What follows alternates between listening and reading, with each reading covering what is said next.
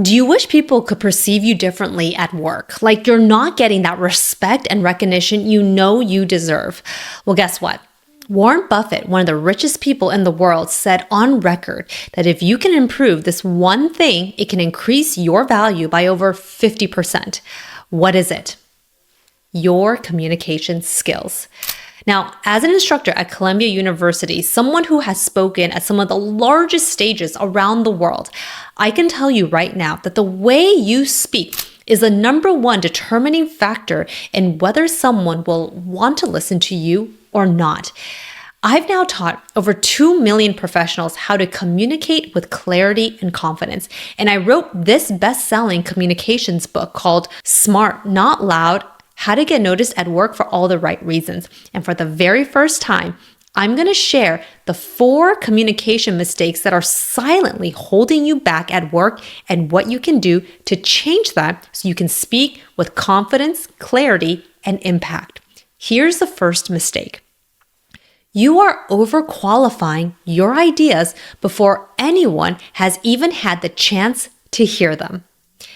Think about the last time you spoke up in a meeting. Did any of these phrases come out of your mouth? This might be a bad idea, but I'm not sure if this is right. I just wanted to quickly ask, maybe we could sort of consider this. Do any of this sound familiar? Now, I want you to hear something important right now. You are not being humble when you say that. You're not being polite either. What you are doing is hedging, and it is quietly destroying your credibility before your idea even leaves your mouth. In fact, researchers at Northeastern University found that professionals who use hedging language, phrases like I think, maybe, kind of, sort of, I just, are consistently rated as less competent and less confident by their listeners, even when their actual idea was stronger than their colleagues. Think about it this way. Imagine 2 doctors walk into a hospital room. Dr. A says, "So I'm not totally sure, but I kind of think maybe we should consider this treatment." Dr. B says, "Here's what I recommend, and here's why." Which doctor would you trust with your life? The same dynamic is playing out in your workplace right now. Just last month, I was hosting a communication workshop where I had everyone stand up and do a short elevator pitch. David, one of the participants, stood up and I could tell he was razor sharp. He graduated from Stanford University, got his MBA, and really was one of the highest performers at his company. But the moment he introduced himself and the project he was working on, it was littered with hedging words. Afterwards, I pulled him aside and I told him that if he could just practice getting rid of those hedging words, his message would land 100 times more. But the story doesn't end there. A few weeks later, he DMs me on LinkedIn and he tells me that after our workshop together and getting that feedback from me was probably one of the best and most honest advice he had ever gotten, because no one had ever listened and given him that constructive feedback. I share that story with you because even though I may not be in the room with you, just hear me say this. Remove hedging, because that increases your impact. And here's what I want you to carry from this. You don't have to change your message. You don't even have to change your ideas. You just need to stop overqualifying your ideas before anyone has even had the chance to hear them, which goes into my second point. The second mistake that's silently holding you back is this. Right now, when you talk about what you've been working on, you're bearing the most important point. When I was working on TV, we had this term. It was called bearing your lead. And it's something that I want to teach you today. When you're speaking to your team, your manager, potential clients, not getting to your point fast enough is the quickest way to get them to stop listening. Here's an example. Your manager asks for a project update, and you respond by saying, "So we kicked off that project in January, And the team has been working really hard. We did run into a few challenges early on with the timeline, and then there was also that budget approval thing, which took a few extra weeks. But everyone, we've been communicating well, and I think we've really made some good progress. So yeah, I think we are mostly on track here. Don't worry about it. What? It was so long-winded. And basically, it took over 30 seconds to get to the point. Whereas, on the flip side, you could have just said yes or no and be transparent. Here's where I want to teach you a communication strategy that smart and successful people use to get their point across. It's called the cascading pyramid, and it looks like this. The very top, you lead with the most critical information first. Short, small, to the point statements. Then you support it with the details. And finally, you end with what you're trying to get, with a question, getting people on board, drumming up excitement, whatever it is. That's the end. So the question is, if this is the best way to communicate, why do we overload things in the first place? Well, the truth is, we were not taught this in school. We were taught the complete opposite, which was where you build the foundation, you layer in the evidence, and then you deliver the conclusion at the very end. However, I'm going to tell you right now, the conclusion is often the main point, and that needs to start at the top. So remember that example I gave you earlier? Here's a smarter way of saying it. We ran into some challenges, but I think we're mostly on track. You say, we're on track for Friday, and here is a quick update that I want to give you. Same information, completely different impression of who you are in that room. In fact, research on executive communication confirms this. Leaders who communicate their recommendation first and context second are rated as significantly more decisive, more credible, and more trustworthy than those who build to their conclusion, even when the underlying recommendation is identical. Listen to that. The sequence changes everything. So here's a fix. I call it headline first method. So before you speak, you ask yourself, what is the single most important thing I need this person to know?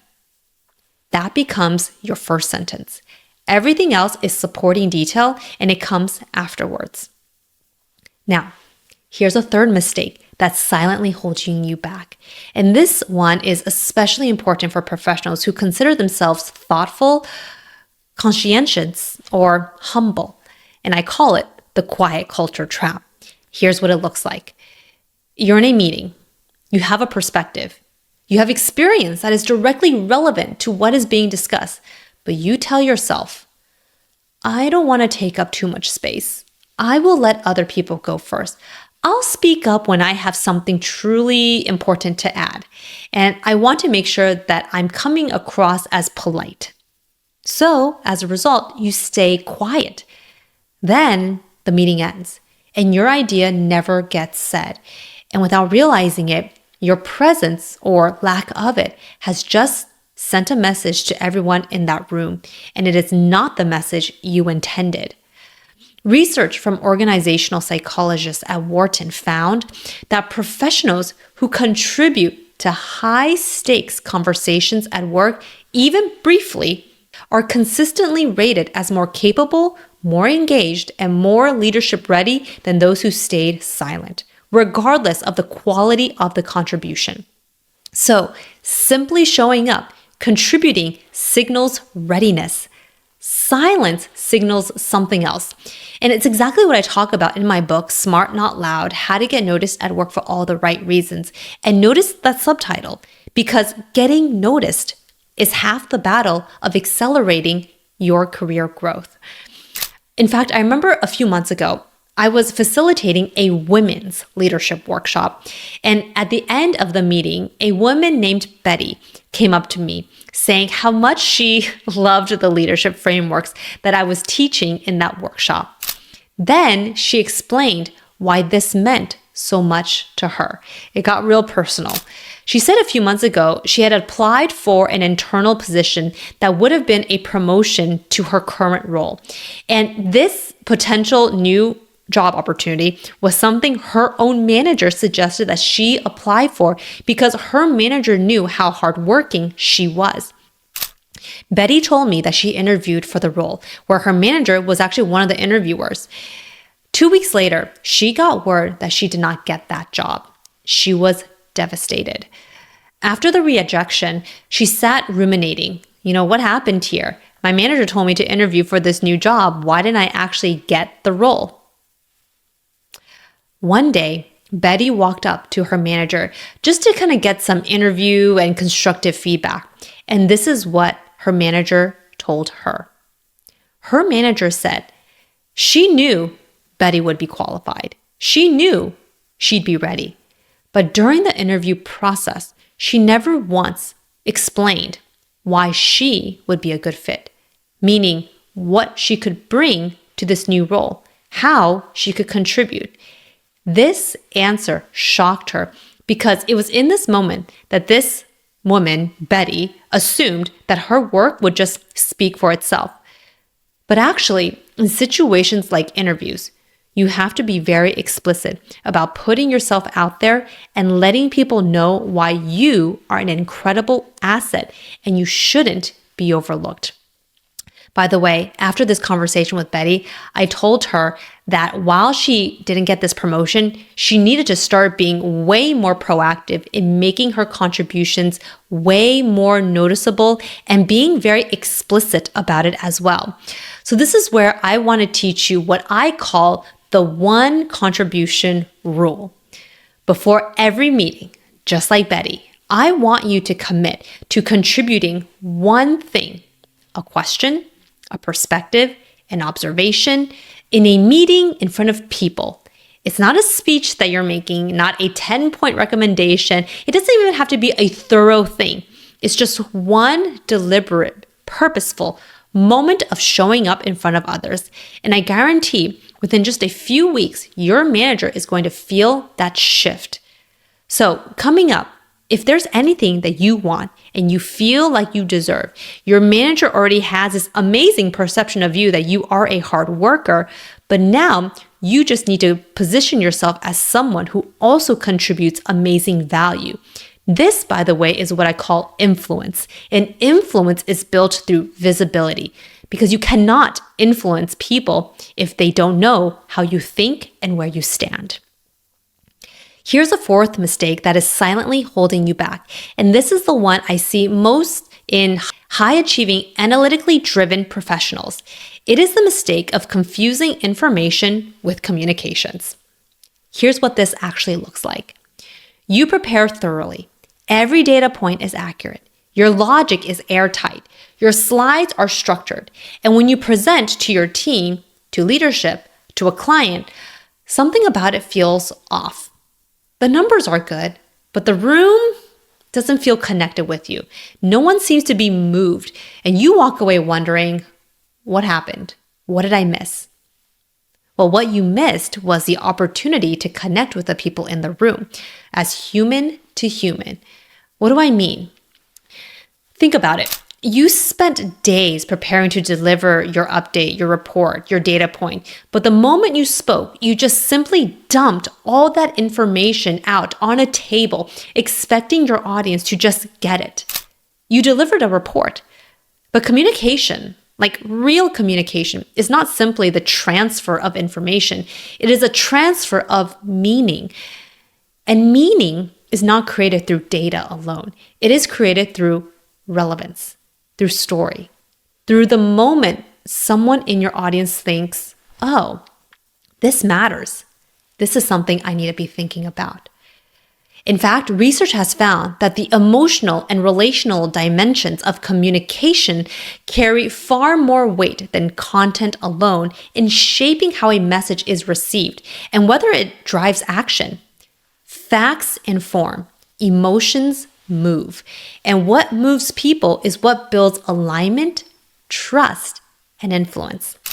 In fact, a few years ago, I remember I had a one-on-one client and her name was Sarah. She was a director at a big tech company in the Bay Area and obviously very technically smart. But when she came to me, she said, I feel like when I give presentations, it just goes over people's heads. So as part of our work together, I watched her present. And immediately I could tell and I understood what the problem was. Here's what it was.